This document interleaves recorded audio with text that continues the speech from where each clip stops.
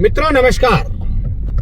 जैसा कि आप सब जानते हैं कि हम अंता विधानसभा में हैं और एक के बाद एक अंता विधानसभा की खबरें, यहाँ की वीडियोस हम आपको दिखा रहे हैं। लेकिन यहाँ का सबसे चर्चित गांव है खान की ढाणियां।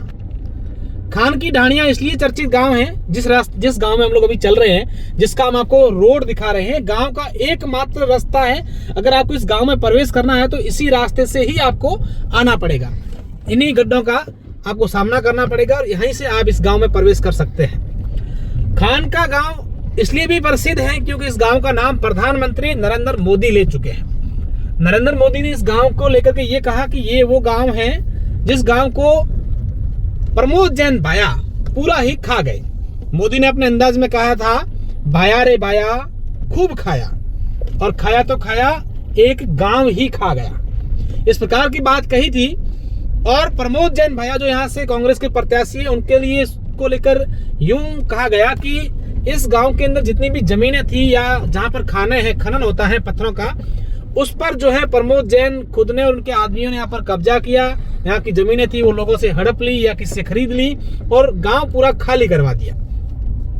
जब हम यहाँ पर गए तो कई सारी बातें आई जो हम आपको अलग अलग वीडियो में दिखाएंगे कि उस बात की सच्चाई कितनी है। लेकिन एक सच्चाई हम आपको ये दिखा रहे हैं इस गांव के मुख्य सड़क की, मुख्य द्वार की, कि यहाँ से प्रभुलाल सैनी भी मंत्री रहे और यहाँ से प्रमोद जैन भाया भी मंत्री रहे। लेकिन इस गांव की सड़क के क्या हाल हैं ये आपने देख ली है। जिस विधानसभा से 2 बार अलग अलग पार्टियों के नेता अलग अलग सरकारों में मंत्री रहे हैं, उन नेताओं ने इस गांव की सड़क, जो मुख्य सड़क है, यहाँ पर लोग कहते हैं कि करीब 700-800 वोट हैं इस गांव में, और अधिकतर जो है वो मजदूर वर्ग के लोग रहते हैं, मजदूरी करते हैं, पत्थर तोड़ते हैं, जो खाने हैं। लोगों ने ये कहा है कि बाकी कुछ भी करो मत करो, हमारे कोई मतलब नहीं है, लेकिन आप सरकार से यही कहना कि हमारी खाने बंद नहीं करें, हम खाएंगे क्या।